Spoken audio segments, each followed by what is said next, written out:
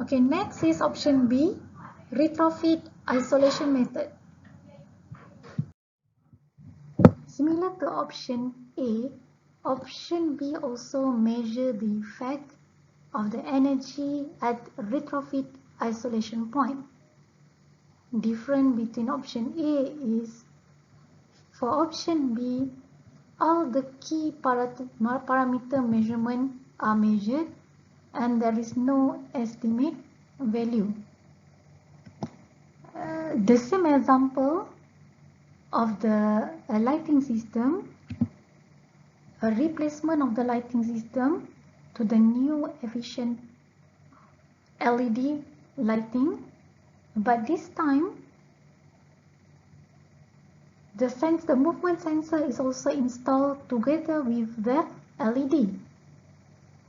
So in this case you can see the two parameter power change, because change from the old lighting with a higher power to a new efficient lighting with a lower power. So the power measurement are uncertain. Same goes to the operation hour. After the installation of the movement control with the LED lamp, so the operation hour of the LED system is no longer same as during the baseline. So in this case, both the power draw and the operation hour are uncertain, and whole measurement are needed, which is option B.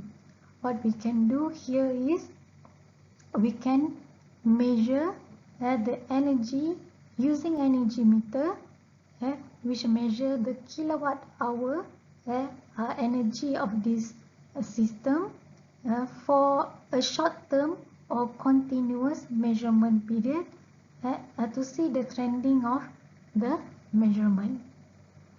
Another typical application is the installation of variable speed drive and controls to a motor to adjust the pump flow. Since the measurements, the parameter measurement are uncertain, so complete measurement at the retrofitting point are required. Another example is a new chiller replace old chiller. Since the cooling load are uncertain, the power measurement are uncertain, the flow rate measurement are uncertain, so option B require the whole measurement for this new chiller replacement. Okay, let's now look at the example of option B. In an office building, a new water-cooled electric centrifugal chiller replaces an old chiller. The electricity use of the chiller is affected primarily by chill water load and chiller efficiency. The performance of the old chiller was tested immediately before its removal. After implementing ECM, the average of the cooling load and electrical load was recorded hourly. There is no additional measures are being installed that directly affect the operation of the cooling equipment. So in this example, the baseline energy, that is the performance test of the old chiller immediately before its removal are performed. So these data were gathered for several weeks of testing. So this is the baseline data. So you can see here there are two measurements, the electrical load in kilowatt and the cooling load. So here the measured kilowatt is the dependent variables and the cooling load is the independent variable. Using the two parameters, we can plot the relations between the electrical load and the cooling load. So the electrical load is highly influenced by the cooling load.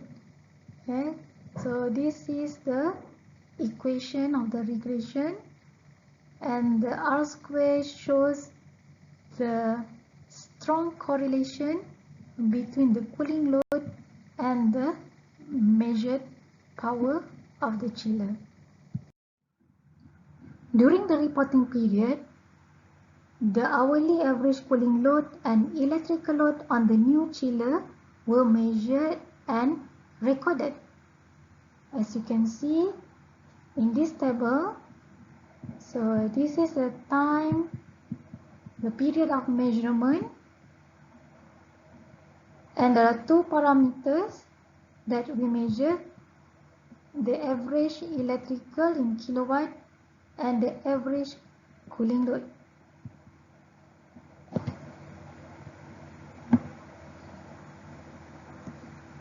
Okay, and to calculate energy saving at a specific level of cooling load, for example at 6 am, adjustment to the baseline data have to be performed, because the baseline data that we have previously have a different measurement of cooling load. So we have to adjust this baseline data so that we can compare the same cooling load as in the post-retrofit period. For example, here at 6 am in the morning, the recorded average electrical load is 500 kilowatt and the average recorded cooling load is 900 ton. To adjust the baseline data, we use the baseline equation.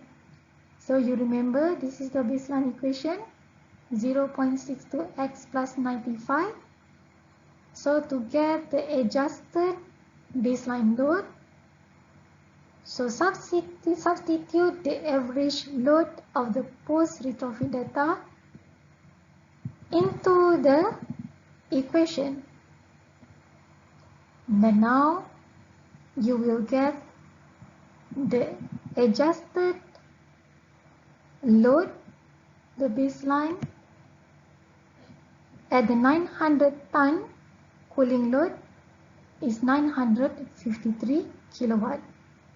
So to calculate saving, you compare the adjusted baseline load with the average electrical load during the post-retrofit. So for example here, at the 900 cooling load, the saving reported is 153 kilowatt. Okay, now please calculate that there are some empty cells here. I purposely leave blank. So please calculate the saving at 400 tons of cooling load and 450 tons of cooling load. Okay, so what are the basis of adjustment in this example? Okay, the baseline adjustment made here is to the cooling load. Okay, so this is the answer. The answer. So you can check your answer. So at 400 cooling load of the post-retrofit, the saving is 78 kilowatt, and at the 450 cooling load, the saving is 64 kilowatt. Now we look at option C, the whole facility. For option C, the whole facility, savings are determined by measuring energy use at the total building, which can involve using the utility meter, whole facility meter, or you can use submeter to assess the energy performance of the building. And baseline adjustment usually use regression analysis with relevant independent variables. For option C, since the measurement boundary is the whole building, so the independent variables and static factor will come into the picture where you need to do the routine and non-routine adjustment in calculating saving. So how saving are calculated? So here mentioned analysis of whole facility, utility meter or submeter data using technique from simple comparison to regression analysis. Okay, so typical application of option C. Okay, so you choose option C when the energy performance of the whole facility will be assessed. So you not only want to calculate the saving from the ECM, but you want to see the performance of the whole building. Yeah? This include other activity, energy saving activity, energy management program performed in the building. So you would like to see all the effect, not only the ECM install. And another application is when there are many types of ECM in one facility. So you are not only changing the lighting system, but you also install variable speed drive at the motor, or you also change the old chiller to the new efficient chiller. So many types of ECM in one facility, and you don't want to report the performance of each of these ECM. So if you want to report only the whole saving, then option C is the best option. Separating the performance of this ECM will incur more cost to the MNV. If the objective of your MNV is to get the saving from the whole building, so just use option C to get to obtain the saving at the facility level. ECM involve activity whose individual energy use difficult to separately measure. For example, if your ECM involve wall or window upgrade, and it is hard to separately measure the effect of energy from this upgrading the wall or window, then you can use option C to include this kind of ECM in the whole facility. Another application is when the expected savings are large enough. So according to IPMVP, to use option C, the expected saving when you do the design of the ECM, so the expected saving are large than are more than 10%. Then if more than 10%, then you can use option C. Okay, other than that, a reasonable correlation can be found between the energy use and other independent variables. This is very important. If you cannot get a good correlation between the energy use and other independent variables, so you cannot use the regression model to do adjustment on your independent variables. So option C is not suitable. You cannot use option C if there is no good correlation be found in the model. So example of measurement. So energy use is measured using the electricity meter for 12 months during the baseline, and for a specific month during the post retrofit, depending on how long you want to report the saving. Okay, now we look at example of option C. An energy efficiency project was implemented in a government office building in Putrajaya, Malaysia.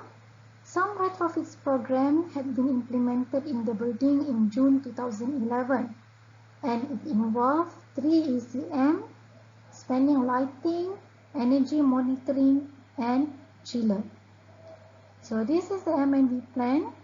So project summary, replacement of the CFL lighting system with T5 lighting technology, BCS retrofitting including the energy monitoring system features, and chill water treatment and filtration. So the required outcome of this M&V to demonstrate savings. So we want to know how much saving from this ECM. Okay, before that we can see there are number of the ECM here and not only one, which is suitable for us to use the option C.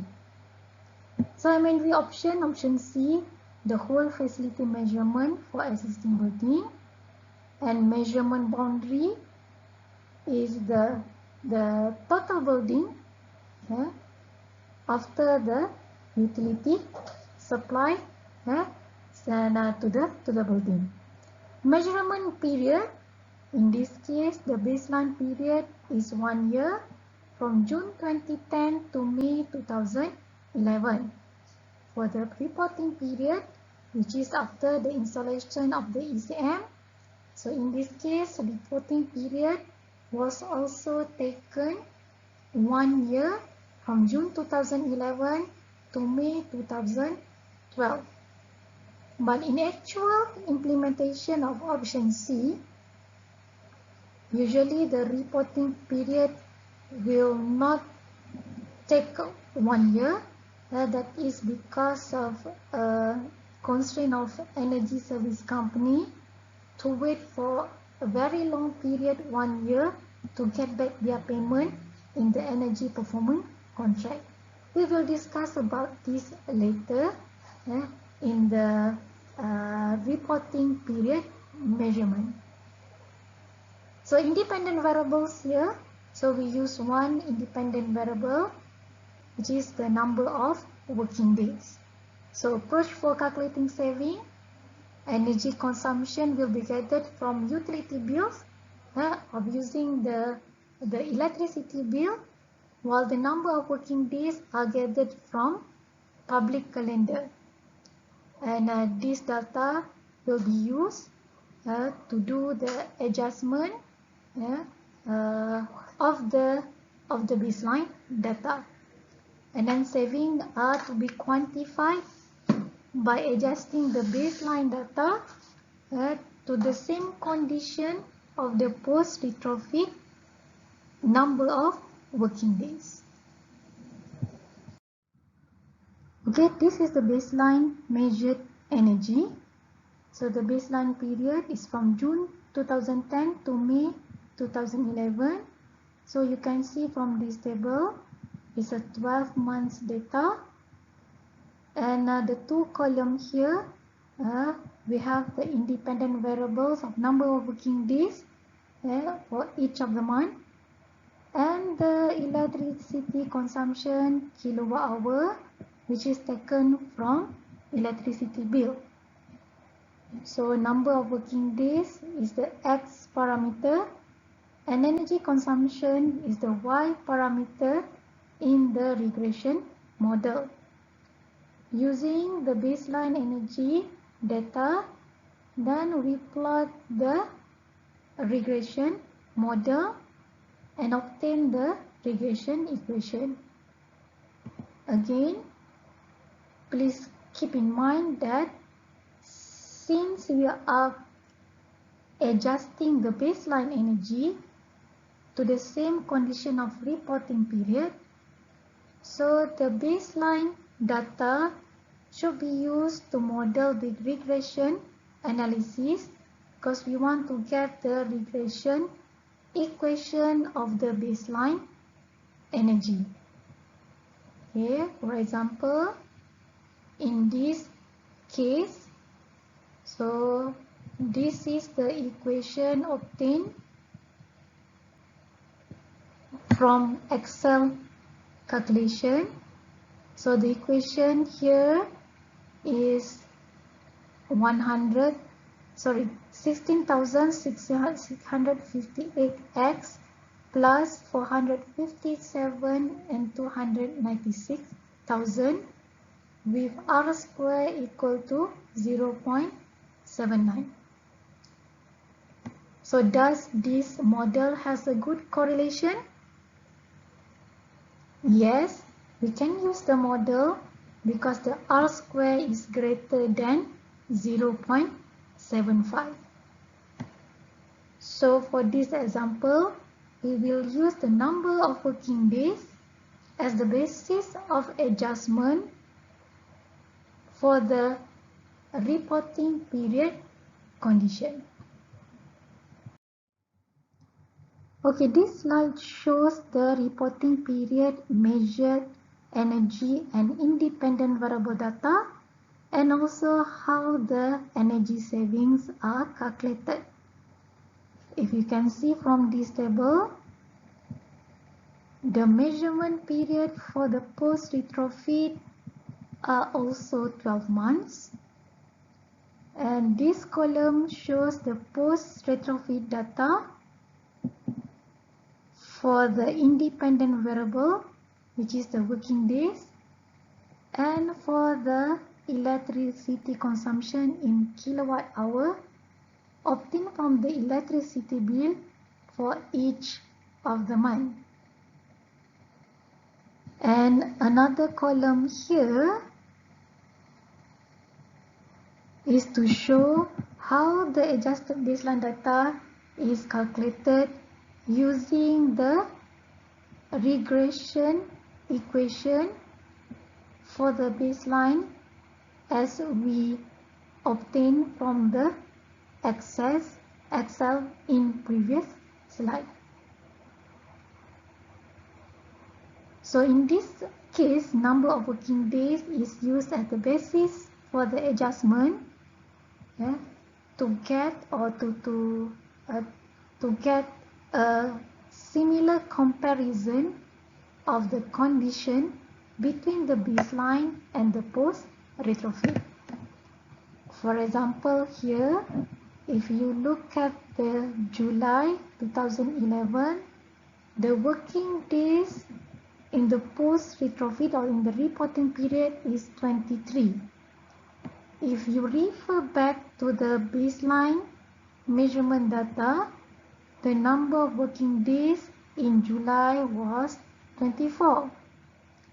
So there are difference of number of working days here that required the baseline data to be adjusted so that the baseline data has the number of working days, the same number of working days, which is 23, as in the reporting period. So how to calculate the adjusted baseline? Yes, similar to the example, the Chile example in option B. So we use the baseline equation.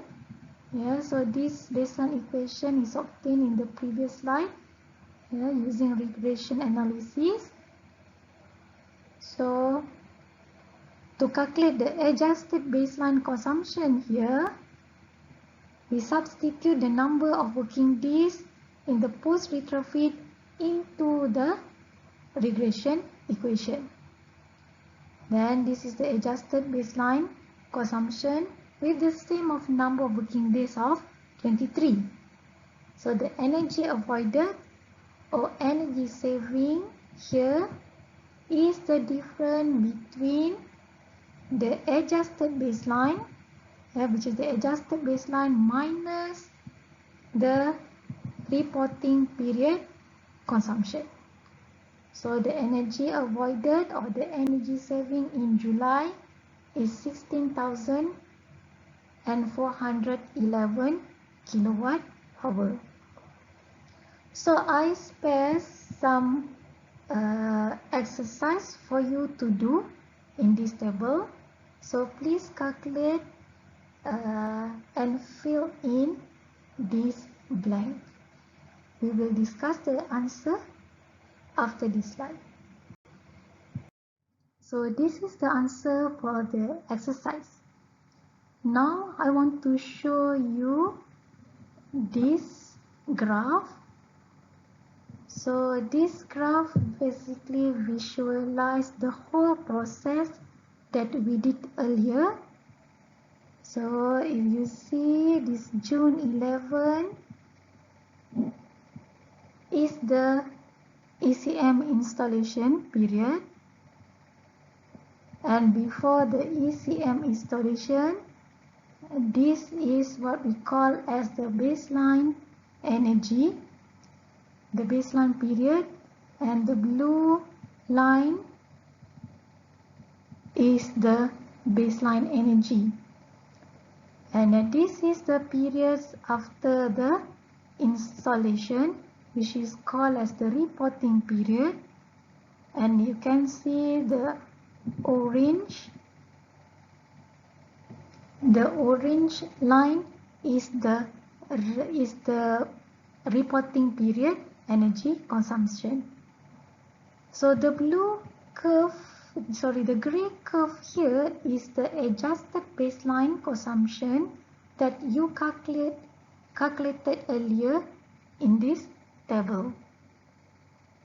So now to calculate the energy avoided, you compare the adjusted baseline consumption, this one, with the reporting period consumption of the same independent variable condition, in this case, which is the number of working days.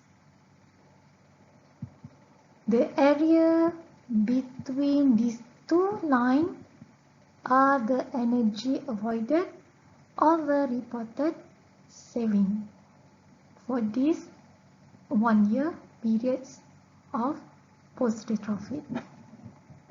Okay, now we come to the last option, option D, the calibrated simulation. For option D, calibrated simulation, the savings are determined through simulation using energy simulation software of the energy use of a components or the retrofit isolation or the whole facility. So both measurement at the component or retrofit level and the whole facility level, where we can use option D. So calibrated simulation means the energy simulation that you determine from the energy simulation software must be calibrated with the actual measurement of the energy in the building. So the measurement is the key element in this MNV. Although you choose option D to determine the saving and the baseline energy using simulation, but the simulated energy must be calibrated with the actual measurement. So baseline, the energy use simulation calibrated with hourly or monthly utility billing data or end use metering data. So when to use this option D? Okay, so typical application of this option D is when you face a condition where the baseline period or post-retrofit energy data unavailable, unreliable or missing. So you don't have the baseline data, you want to do the ECM installation, to do the MNV and to get the saving. So option D can be used to obtain the baseline data using the energy simulation. So baseline energy use is determined using the calibrated simulation is compared to simulation of reporting period energy use. That to get the saving. So other example of application is for the new building, which also doesn't have the baseline data. To get the saving of a new building with energy efficiency and green initiative installed in the building. So we can all use also option D to simulate the baseline energy.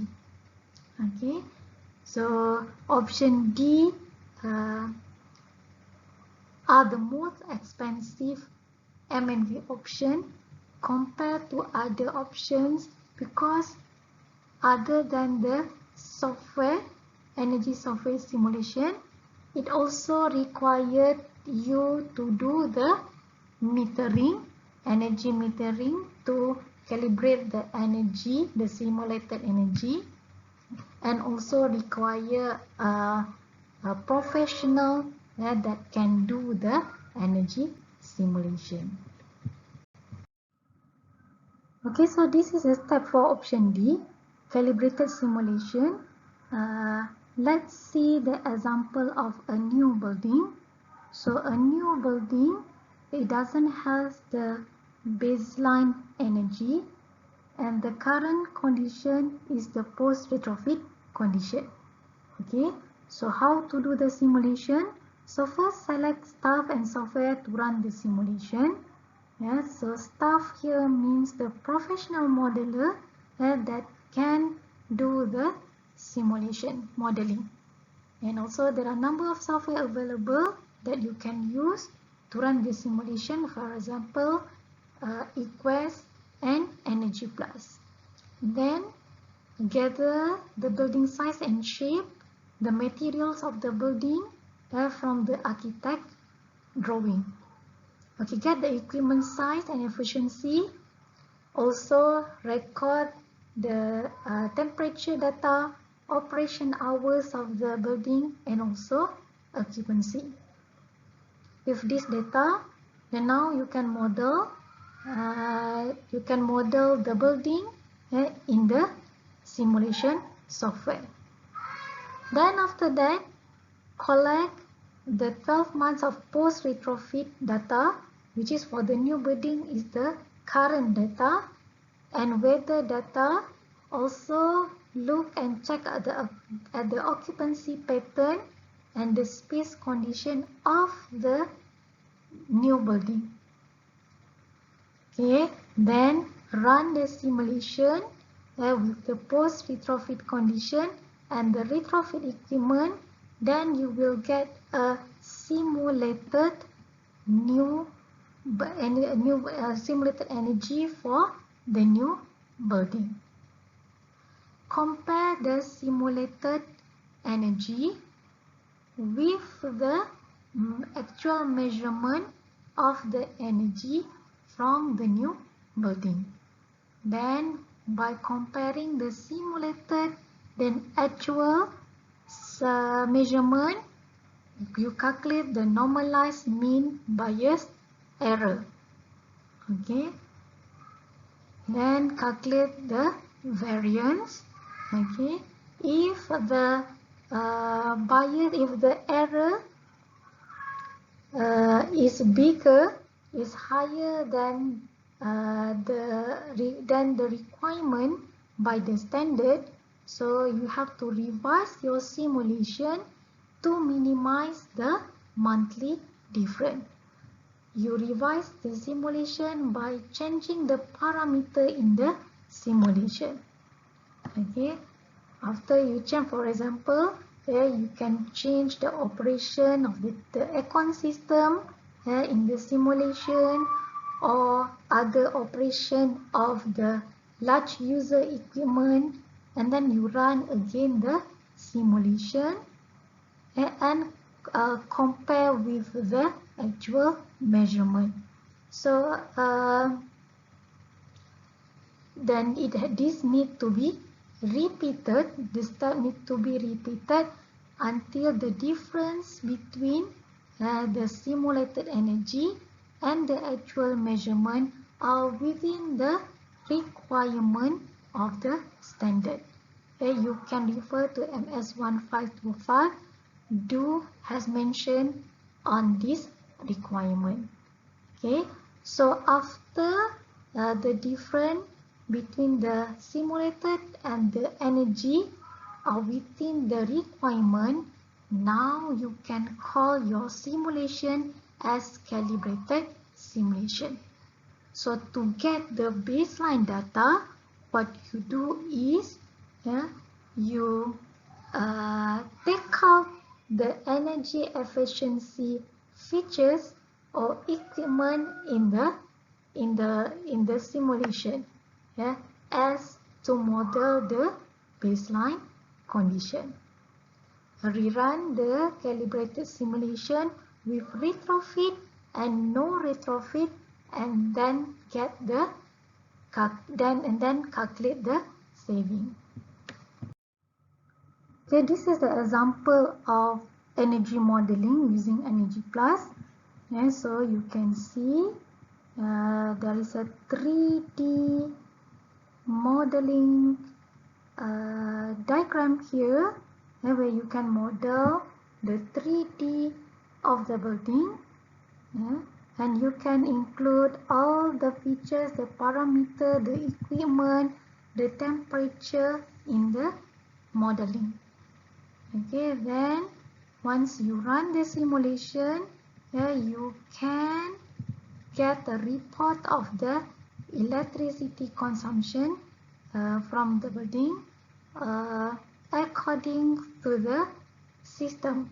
So you can run this for hourly, monthly, or yearly.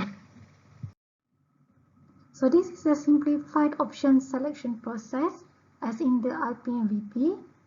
Okay, so we start with the question here, whether you want to measure facility or ECM performance.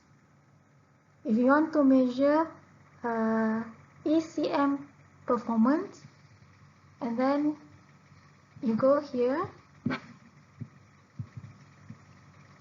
able to isolate ECM with meter. If yes, then you go here, you need full performance demonstration. You want to measure all the performance, then you go here. So then you install isolation meters for all the parameters and assess the interactive effect.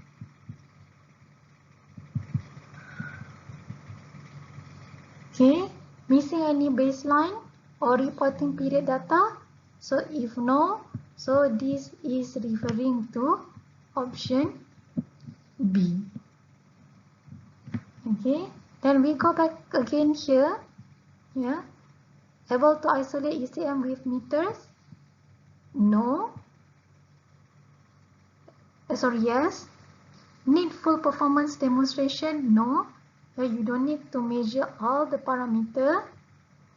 Install isolation meters only for the key parameter measurement, where you can estimate the well-known parameters. Then you go here, missing baseline or reporting period data. If no, so this is referring to option A. And then we go start again here. So now we choose to do measurement for the facility. Okay. If the expected saving is more than 10%, yes. So you go here. Do you need to separately assess each ECM? No. If no, then you only need to analyze the main meter.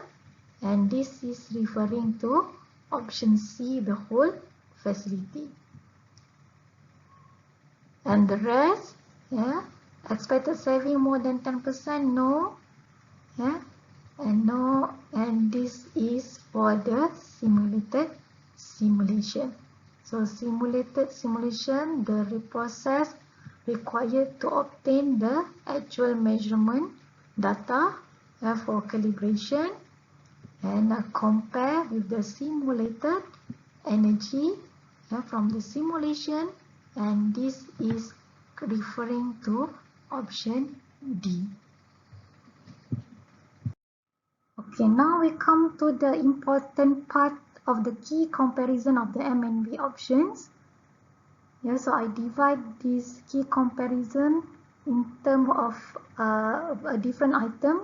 For example, calculation, the energy saving calculation, and how to do the operational verification. For option A, maybe no need for adjustment because the measuring boundary is small, and energy measurement involve only one parameter and estimation of the other parameter. Remember the example of lighting replacement. So we measure the power draw and estimate the operation hour of the lighting system. So the saving can be simplified. So saving equal to estimated value multiply with the baseline measured parameter minus reporting period measured parameter with no independent variables and static factor come into calculation to do the routine and non-routine adjustment. So option A is the most simplest calculation. For option B, there may be also no need for adjustment. Again, it depends on the situation, but sometimes it also needs adjustment. As the example that we do for option B of the retrofitting the new chiller. So from that example, there is adjustment on cooling load is needed. Okay, so option B require all parameters to be measured. So the saving equation is saving equal to baseline energy minus reporting period energy. This is with the example where there is no routine and non-routine involved. But sometime in option B again that I mentioned earlier, it also involves adjustment. For option C, routine adjustment are calculated using mathematical model, the regression analysis, to correlate the energy with one or more independent variables. And regression analysis are square to check the suitable model.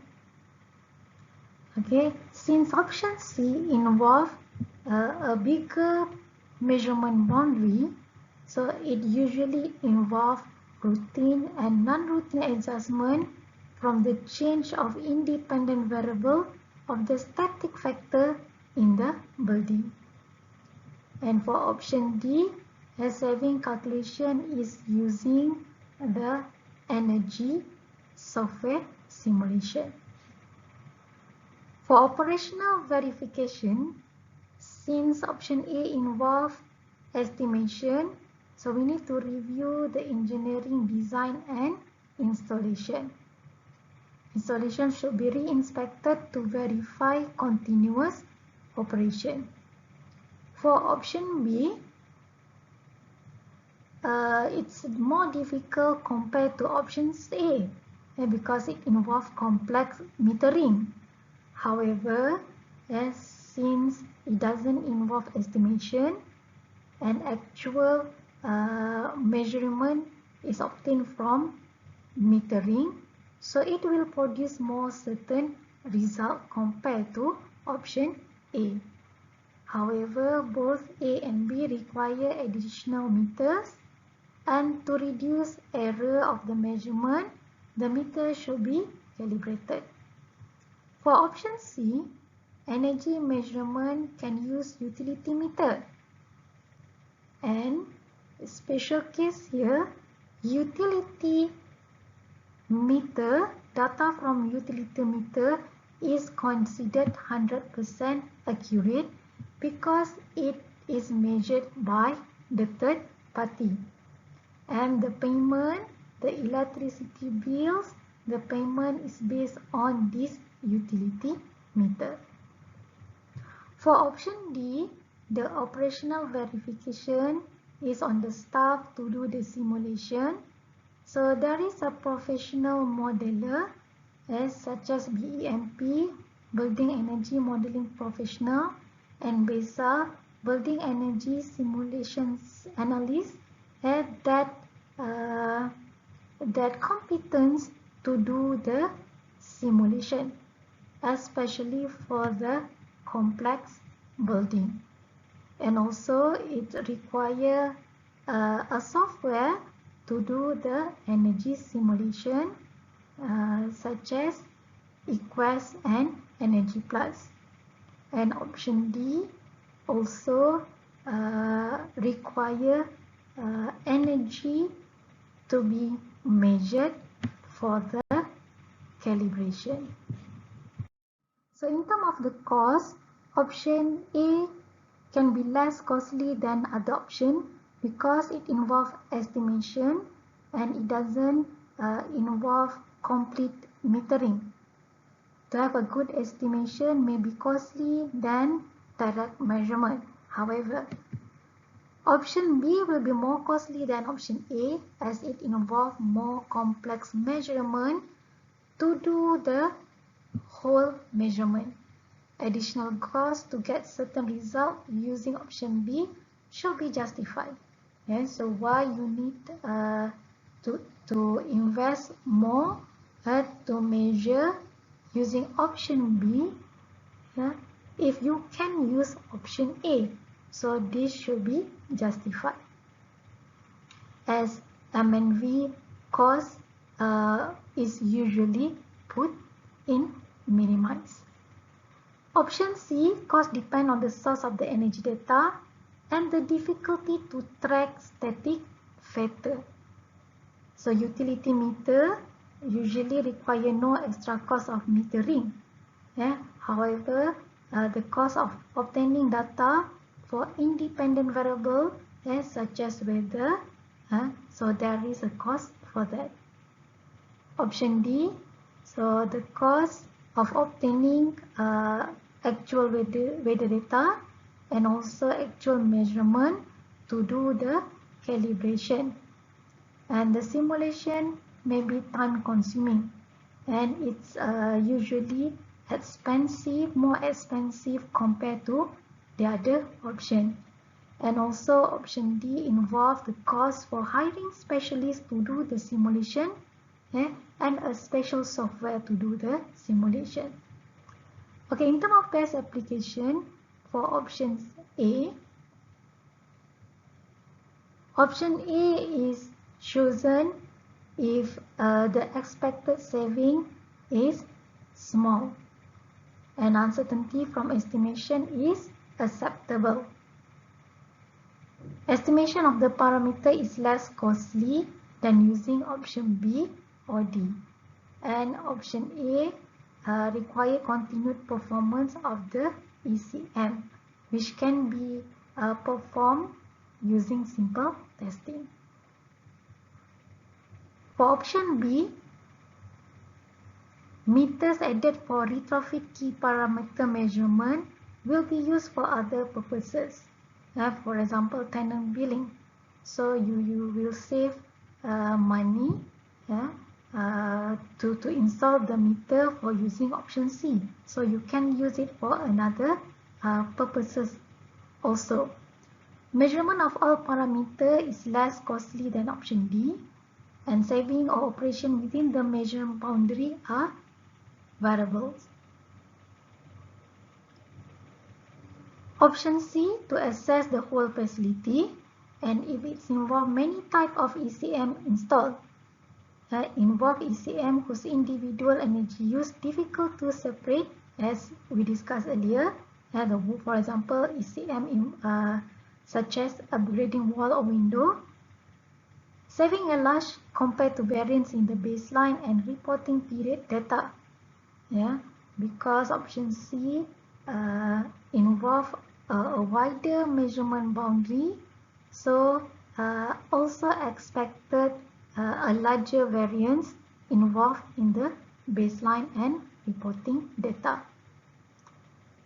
So when interactive effect between ECMs are substantial, A and B are costly.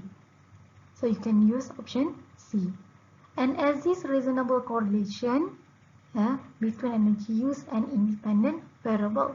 If there is no correlation exists between the energy use and independent variables, so option C is not suitable to use for the MNV. Static factor easy to track. Major future change in the reporting period should be recorded. So when to use option D? When there is no other option is feasible.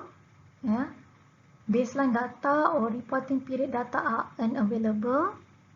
And facility and ECM can be modeled using simulation. If you have a very complex building, a complex system in the building, so it is also difficult to use option D. Okay, so we finish this topic. So at the end of this topic, there are some quizzes that you have to answer. So please go through this quiz. The first quiz, an energy service company, ESCO is responsible to determine saving for a small manufacturing industry. They need to assess multiple ECM and the expected saving is greater than 10% of utility meter. So which measurement and verification option is best selected for such situation? Okay, so please answer in a piece of paper. Next, quiz 2. An ECM involving the installation of a high efficiency lighting features without changing lighting period. In order to compute saving, operating hours of the lights are estimated. The light power draw during the baseline is obtained from the all light features manufacturing datasheets. On the other hand, the lighting power draw during the reporting period is measured by metering the lighting circuit. Savings are calculated by subtracting the post retrofit power draw from baseline power draw and then multiplied by estimated operating hour. So which MNV option best describe this? Okay, for the last quiz, quiz number 3. So this question continue from quiz 2. So instead of getting the baseline power draw from the old lighting manufacturing data sheets, the baseline power draw is measured using power meter. Which MNV option best describe this? Remember, in the MNV principle, when you do MNV, so you have to do measurement. Okay, so all the best in answering the quiz.